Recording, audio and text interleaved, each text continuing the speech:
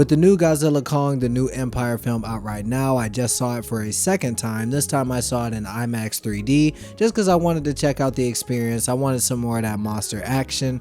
I decided to go ahead and give you guys a ranking of all of these MonsterVerse movies. But before we get into the ranking proper, I do want to let you guys know what standpoint I'm coming from as an audience of these films. I'm not a humongous kaiju fan. I never really have been. I liked Pacific Rim. I liked a lot of the action and the visuals, of course, but I never was a humongous fan of it. I remember when it came out, a lot of people were basically ranting and raving about how amazing the film was, and it never really stood out to me like that. And kaiju movies just don't really seem to be up my alley that much. Prior to this MonsterVerse franchise, the only Godzilla or Kong film that I saw was the 2005 Peter Jackson King Kong. So if you're a super fan of these characters, your list is probably going to look a lot different from mine. So go ahead and drop it in the comment section, or even better yet, record your own video of your ranking and send me a link to it. I'd love to check it out. Without any further ado, let's get into this MonsterVerse ranking.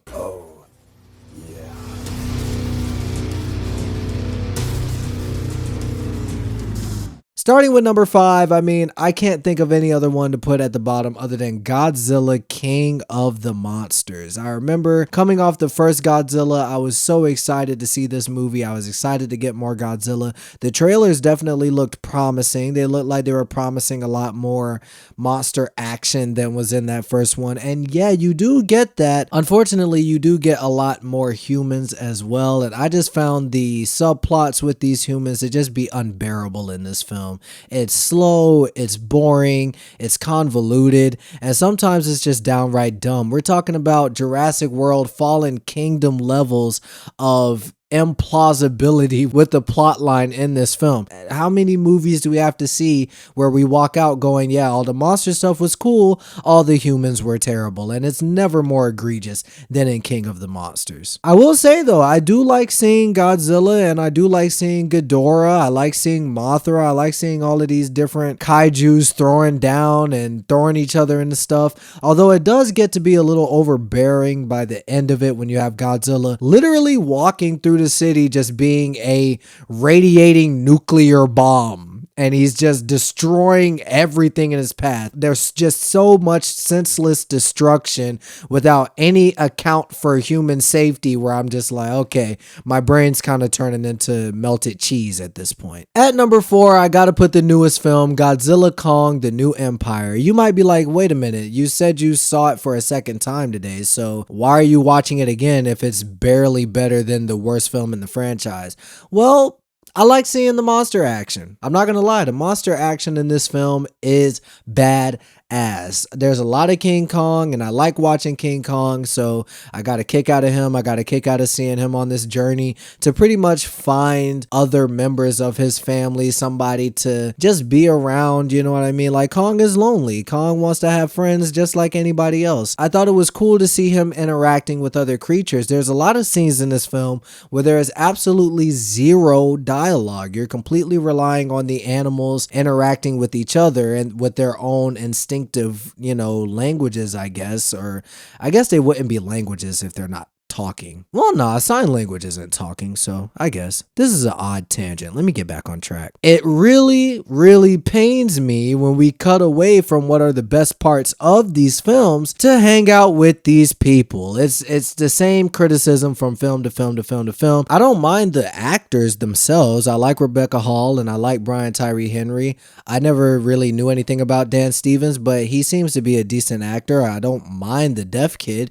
It's just that all of these subplots going on with them, they just never feel like they're very well integrated into the story. They always just feel like extra tacked on pieces. It never feels like these characters are here for any real reason other than to hold the audience's hand and give unnecessary exposition to the things that we are actively seeing and comprehending. I don't need Brian Tyree Henry to yell out everything that's happening on screen. My eyes work. I can see it. I'm just waiting for the day that the studios take the chance to make a monster movie or make a creature film that is purely about the creatures and has zero dialogue. I think it's possible. I think it would be a humongous hit. And I feel like every time these movies come out with this unnecessary batch of characters that I just honestly, I don't give a shit about, I feel like we're getting robbed of amazing movies here. I mean, not to say that this movie is bad or anything. I thought Godzilla and Kong the New Empire was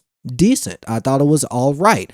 I think it's pretty much half and half. The half that I love, everything with Kong, Godzilla, Scar King, and that like ice lizard dude, Shimu or whatever. I thought all of that was fantastic. Yeah, around the end, we do start to get King of the Monsters level destruction where it just becomes like, all right, clearly there are humans in these buildings that are just getting tossed around and blown up, and there's no mention of it. Like all these people just get torn to freaking shreds, and I guess nobody cares. But yeah, I would love to enjoy this film more. It's just that, man, I cannot stand sitting through these scenes. Coming in at number 3, I got Godzilla vs. Kong. This one was just really fun. It delivered everything that I was wanting from this film. I just wanted Godzilla and Kong to duke it out a few good times. Give me a couple good rounds of that shit. I guess they can team up and fight Mechagodzilla at the end. I mean, it felt very Batman v Superman versus Doomsday, but I was able to put up with it. It's just, again, the humans, the people. I don't care about Millie Bobby Brown. I don't care about Brian Tyree Henry. I don't care about Rebecca Hall. All of this extra fat, just please cut it out. All of this extraness. And they never bother to write it well. It never bothers to make sense. They never bother to give these characters anything to do other than give a whole bunch of exposition. So I say again, just cut it out. Please, just remove it. Seeing Godzilla and Kong fight is amazing though. Seeing that first bout on the helicarrier or the aircraft carrier, whatever that thing's called, that was incredible to see on the big screen, especially after all the theaters were closed due to COVID. This was one of the, I think this was like the first blockbuster to come out after the whole pandemic situation. And it was a great way to come back to the theater, man. This looked incredible on the big screen, and I love even more their second and third rounds in Japan. Were they, or were they in China? I can't really remember. Somewhere in Asia, wherever they were. All of those fights, perfect. Absolutely perfect. I wouldn't trade it for the world. It looked incredible, and I love that Godzilla beat the shit out of Kong because I am personally team Godzilla, but I'm not gonna lie, Kong be getting his hits in too. Kong can throw down as well. I wish he'd throw down on these humans. Number 2, I'm gonna put Kong Skull Island. This is a weird one for me simply because the first time I walked out of this film, I wasn't too crazy about it. I, again, love the creatures, love the effects, love the fights, all of that shit was great.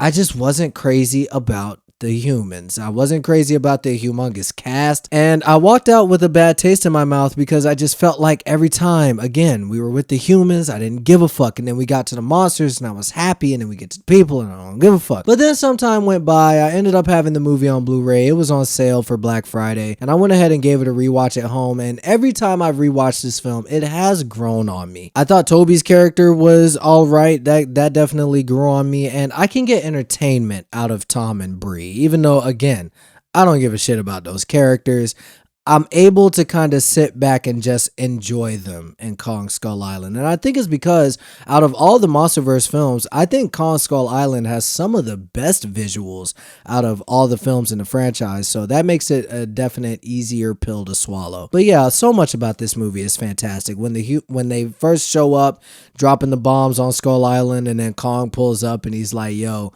I'm basically here to fuck y'all up. And that whole scene is just glorious. I loved seeing that. I like these other creatures, the skull crawlers. I thought they were really cool, and I like seeing Kong waste these motherfuckers. I mean, I loved all of that. I also think Kong Skull Island is a very well-directed film as well. I think it's very visually appealing. I think it was set in the 50s, 60s, something like that. And yeah, it looked fantastic. It was a very beautiful film, and it had a great score. All of that stuff is just great. So Kong Skull Island, not one of my favorite films, but definitely an enjoyable one. And finally, at number 1 from 2014, I've got Godzilla, directed by Gareth Edwards. I've always loved this film. I mean, I understand the criticisms. Yes, Godzilla is not in the movie that much. Do I wish Godzilla was in the movie a little more? Yes. Do I wish Bryan Cranston was in the movie a little more before he gets fucking killed? Yes. Do I feel like Aaron Taylor Johnson and Elizabeth Olsen are a little wooden here or there? Sure, but I don't know, man. I just think this movie is awesome. I, for one, really appreciate the fact that they kind of took the Jaws route with it. They didn't give you all of the Godzilla right out the gate. They held on to them. They gave you little hints. They gave you little shots here or there, and I really appreciated that. And it made it hit so much harder when we got to the end and they decided to go, all right, you want some kaiju action? We'll give you some kaiju action. Because they made us wait for it, and because the buildup for it was so well crafted to me, that final payoff was so wonderful. I love the last act of this movie. It is everything I want it to be. Like I said, I can agree with some of the criticisms, but I still like the characters here. I like the human characters here. I felt like the drama was well paced. I felt like it was well written. It's definitely very well directed. I feel like Gareth Edwards really directed a gem here. And I like the inclusion of these other creatures that I wasn't too familiar with. Are they called Muto or Muta? Something like that. I thought they were cool as hell. I thought the way that they interacted with each other was really cool.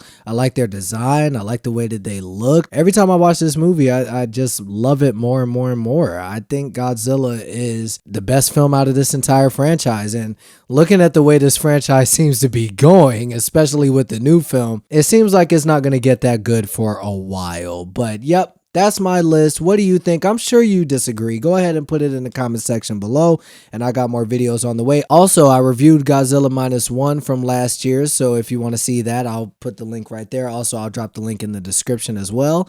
And make sure to like, subscribe, all that good stuff. And I'll see you guys in the next video. Take it easy.